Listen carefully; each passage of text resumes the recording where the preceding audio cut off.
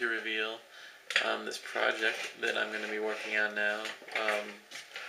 Helping Steve out with it a little bit. Alright, I think you guys can see this over here. So these are the parts you're going to need for this first step here. Carnifex main body.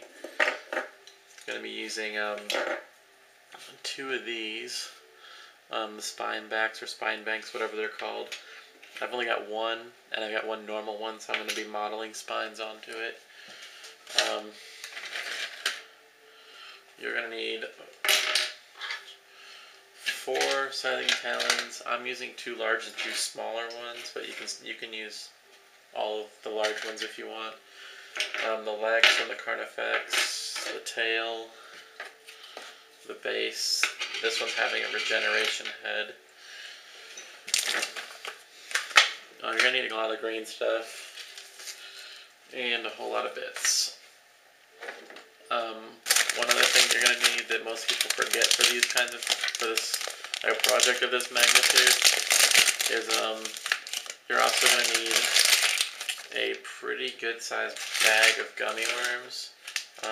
Really pretty much any of them aside from the ones with the sour sugar on them will do, because those will just eat away your mouth after a while.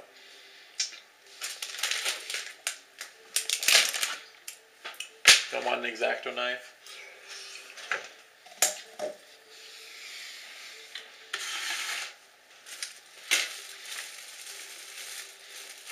Okay, let's see what bits I got here. I just kind of went through Steve's Tyranid bits, and there was 1 or 2 specific ones that you need for this. The rest of them I just kind of picked out in case I need to use them for something. This piece right here, I have no idea what it's called. I haven't played Nids in forever. So whatever this piece is, you need it. Things like this, I got all these things because they have random egg sacs on them.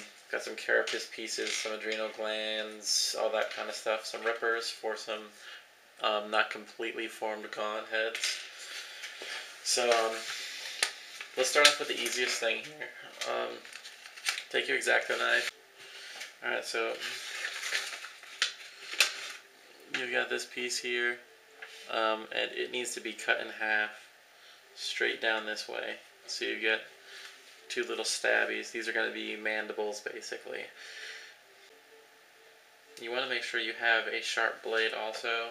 I should probably change this one because it doesn't seem to be going through there too well. If you're cutting through something really thick and you've got a dull blade, when it finally goes through, it's going to slip and you could cut yourself.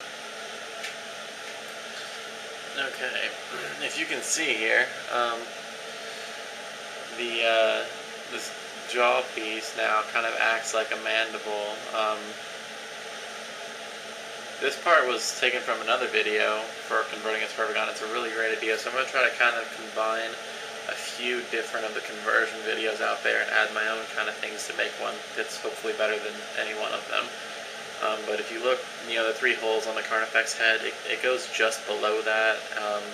Part of it onto the neck, back into the crack between the head and the neck, and part of it onto the jaw, at a slight downward angle.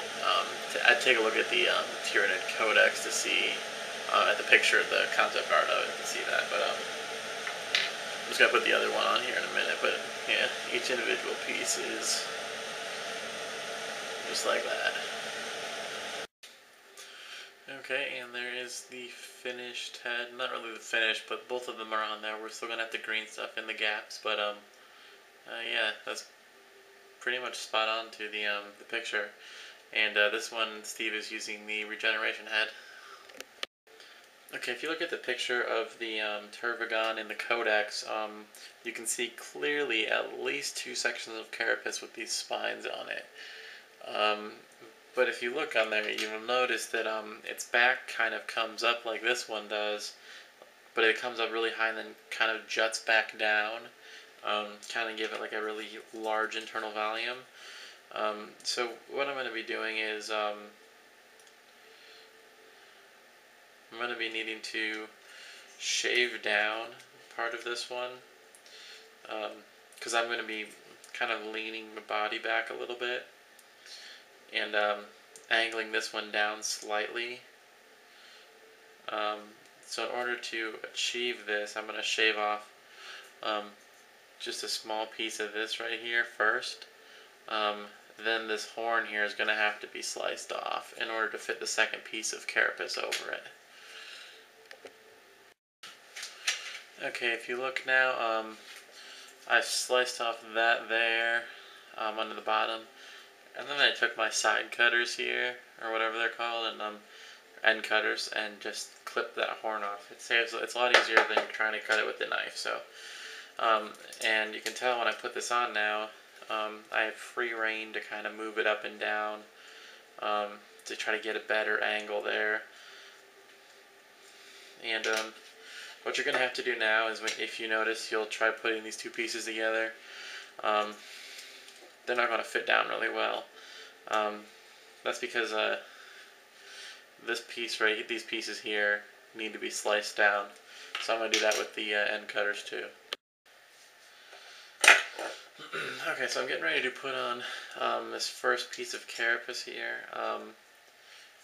The body usually kind of goes up like that. Tail usually fits in like that, so your body usually kind of goes like this. With this one though, I'm going to want the tail kind of out more. The tail's going to have to be elongated to actually, if this was a real creature, its tail would have to be rather large to support it leaning forward as much as it does.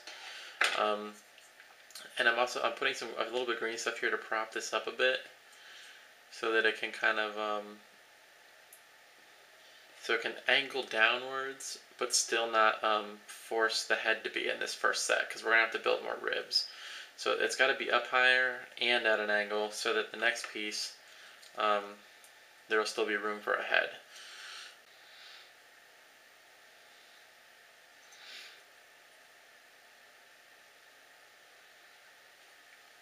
Okay, there we go. It's not a really noticeable difference, but it is higher up off of there, so when I put this one on, there'll still be plenty of room for the head, so I'm going to let this dry. We'll be done on that until that hardens.